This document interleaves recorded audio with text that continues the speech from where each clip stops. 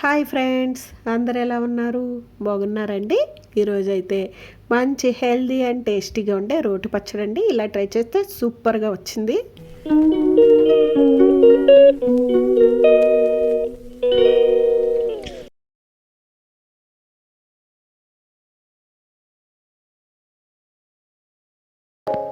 ముందరగా ఈ రోటి పచ్చడికి వచ్చేసి 2 స్పూన్స్ నూనె వేసుకొని దాంట్లో ధనియాలు 1 స్పూన్ వేసుకొని 1/2 స్పూన్ జీలకర్ర 1 స్పూను శనగపప్పు వేసి దోరగా వేయించుకోవాలండి.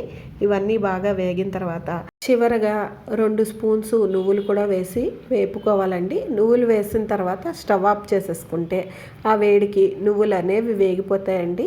ఇవి బాగా వేగిన తర్వాత వీటన్నిటిని ఒక మిక్సీ జార్లోకి తీసుకొని చల్లారనిద్దామండి.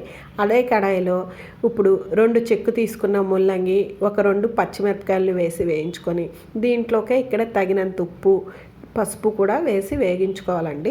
దీంతో పాటుగా దీంట్లో ఒక పెద్ద సైజు ఉల్లిపాయ పడుతుందండి. ఉల్లిపాయను కూడా తరిగి ఇలా ముక్కలుగా వేసుకోవాలి.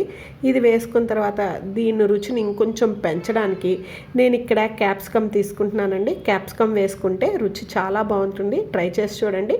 దీంతో పాటుగా దీనికి పులుపునివ్వటానికి నేను ఇక్కడ పుల్లగా ఉన్న మామిడికాయ ముక్కలు తీసుకున్నానండి.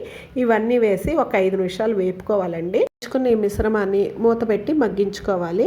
అవి మగ్గే లోపల ముందరగా వేయించి పెట్టుకున్న నువ్వులని ఇలా మిక్సీ పట్టుకోవాలండి. బరకగా పట్టుకున్న తర్వాత ఇక్కడ ముల్లంగి ముక్కలు ఉడికాయా లేదా అనేది ఒకసారి చెక్ చేసుకొని ఉడికిన తర్వాత ఒక 5 నిమిషాలు చల్లారనిచ్చి వీటిని మనం ముందరగా మిక్సీ పట్టుకున్న నువ్వుల మిశ్రమంలో వేసి మిక్సీ పట్టుకున్నాం అనుకోండి, అంతేనండి. ఎంతో టేస్టీగా ఉండే ముల్లంగి రోటి పచ్చడి అయితే రెడీ అయిపోతుందండి. ట్రై చేసి చూడండి.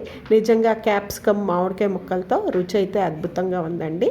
ట్రై చేసి రెసిపీ ఎలా వచ్చిందనేది కామెంట్ సెక్షన్లో పెట్టండి. నాదొక చిన్న రిక్వెస్ట్ అండి. ఎవరైనా కనుక ఫస్ట్ టైం నా ఛానల్ చూస్తున్నట్టయితే మీకు వీడియోస్ నచ్చాయనుకోండి, లైక్ చేయండి.